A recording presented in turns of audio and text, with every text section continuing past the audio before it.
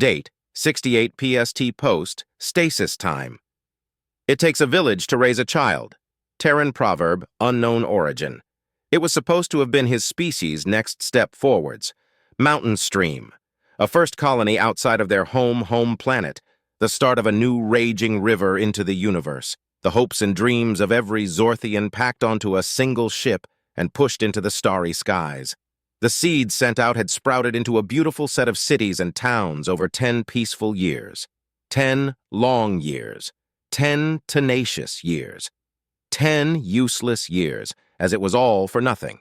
Every monument, every building, every triumph, and every memory would be reduced to nothingness. Every single one of them was going to die. The cities of glass were no more. The orange sun of this planet no longer shimmered between the towers that had spiraled high into the air. The Zorthians' tribute to a new world no longer bathed in an eternal sunset. Any structure over 3 stories tall had long since collapsed into tiny shards of glass. The artificial rivers that sprawled along the surface were no longer filled with Zorthians living their lives. No more children played in pools. No more lovers swam tail to tail under the dual moonlit sky. Anyone left at this point would be sheltering in whatever structures that still remained, in basements and emergency shelters, surrounded by their families, simply waiting for the end, apart from one. In one of the few buildings still standing, Fleur lay on the floor. He, like all of his species, could be described as a large 4-feet-long salamander with translucent blue skin, interspersed with vibrant red gills and fins. The room was a mess. Water pooled along the expertly crafted glass floors. Shelves, desks, and half the ceiling lay scattered in piles of debris among what had once been a beautiful building. Everything was shrouded in darkness, the dual moons only providing a small amount of light through the opaque glass sides of the building he was in. Fleur's only real source of light was the few blinking LEDs of the one machine still online, leaving the Zorthian alone with nothing but the dread of his thoughts. Well, alone, with nothing but the dread of his thoughts, and the copious amounts of intoxicants floating in the water around him, the bottles of mind-altering substances he was drinking heavily from gave some solace as he lay there. Luckily, the room was still flooded with 2 feet of water, as intended, allowing Fleur to lie half-submerged in the water while he tried to get the most drunk that any Zorthian had ever gotten. Half-sitting, half-floating in the darkness, drinking heavily while he waited to die. The world began to shake again, another earthquake hitting the building and forcing Fleur to hold on to anything still bolted down, waiting the 20 seconds for the world to stop shaking and spinning, the sound of something presumably expensive breaking in another room.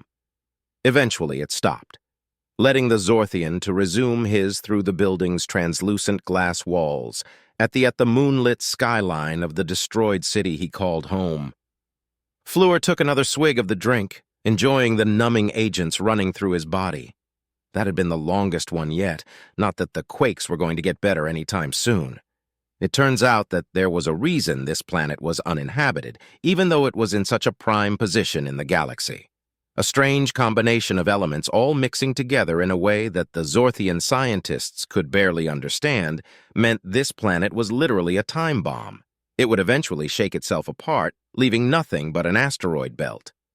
The realization of what was causing the increasing quakes had only been figured out a week ago, and based on the calculated timescale, they barely had a day at most left.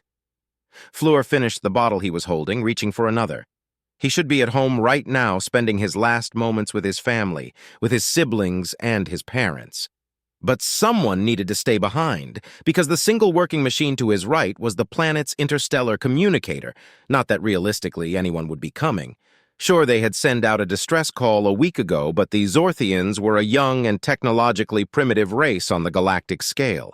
The amphibians, having reached the stars, found out that they were, if anything, below average. Outside of a vague curiosity, all the Federation had really done was register their species and make sure everyone's translators were all speaking on the same protocol.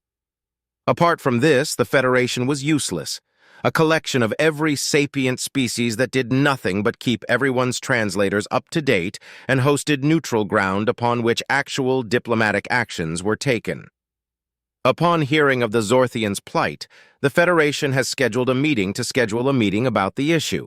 a meeting scheduled for 3 months' time. Unfortunately, in the scale of the galaxy, the Zorthians were uninteresting and had no real allies. Well, technically they had one. Fleur looked up at the sky through the glass of the building, wondering where the colony ship was now. If they'd have had more time, a month maybe, they could have possibly reattached all of the modules again, made them FTL capable, and gotten most of the population off the planet. But they'd had a week, and the decision was made to take the core module of the colony ship, make sure it was still FTL worthy, then fill it with as many tadpoles and caretakers as possible. 2 days ago, it had sailed off again into the stars with its precious cargo, leaving 2 million souls behind. A light appeared in the sky, causing the amphibian to squint in confusion for a moment, wondering what the hell that was. Then another, and another, lights appearing until a V formation of 7 dots hung like diamonds next to the 2 moons. Then the communicator to his right exploded into life, causing Fleur to practically molt out of his skin in one go. He paused for a moment, staring at the device, wondering if the intoxicants he'd drunk had had too much of an effect, before desperately scrambling over the chaos of the room and slamming a 3-fingered hand on the accept call button. The screen blared to life, causing the red frills on the top of his head to expand in shock at what was now visible to him. It was somehow a Terran? The Terrans were technically their allies, the only species to reach out across the void and offer friendship, to offer support and aid where needed. It had originally been confusing, until the other races of the galaxy just explained that this is just what Terrans did, a species of chaotic apes originating from a planet that shouldn't be able to harbor life. They were known for 2 things, being crazy enough to build an AI that somehow hadn't killed them yet, and their desire to experience new things. They would practically fall over themselves to meet new species. Up until now, that alliance had always assumed to be ceremonial. The Zorthians had nothing to offer in such an agreement, and even if they did, the Terrans were quite literally on the other side of the galaxy.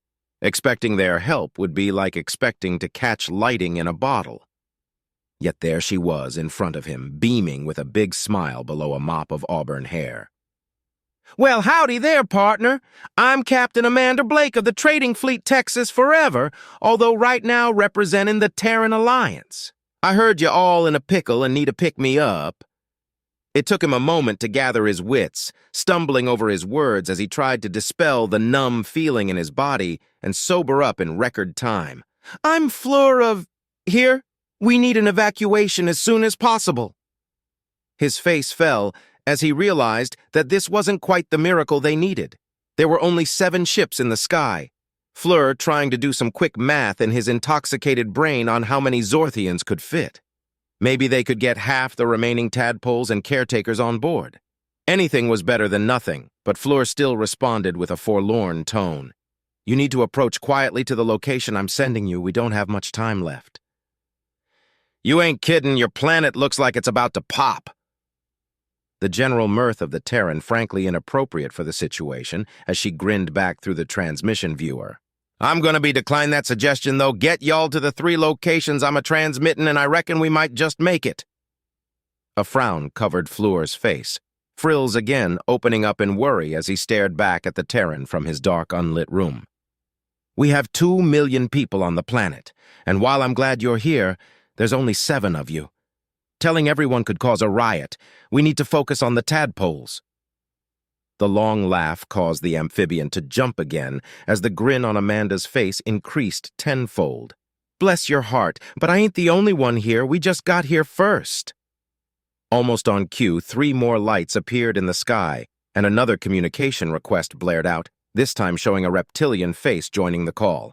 "Head Scientist Kedrid, Reptilian Scientific Expedition Alpha Charlie 446, temporarily representing the Terran Alliance. You require assistance?" "Yes, but you're still only 10 vessels and—" More lights appeared, cutting off Fleur's worried objection, a flurry of communication requests requiring his full effort just to respond and link everyone together. Each grouping was of less than 10 vessels, but the sheer number of groups responding to the Zorthians' call for aid were staring to fill the sky with tens, then hundreds of new lights in the night. Species the Zorthians had only vaguely interacted with, ones they didn't even know existed. each species bringing what they had in the area to help. Fleur didn't know when he started crying, the feeling of terror and despair that he'd been blocking with copious amounts of intoxicants, now being broken down by a flood of relief. Relief that somehow, in the cold void of the universe, a miracle had happened. "Aw, bless your little cotton socks. Y'all didn't think that we'd leave you adorable frogs out to dry, did ya?" As the sky continued to light up with more and more ships entering the atmosphere, Fleur was beholding the true strength of Terrans. It wasn't their technology or their AI. It wasn't their chaos or persistence, nor was it their reckless approach to science. No, the strength of the Terrans came from the one thing they were exceptional at in the galaxy: their ability to make friends.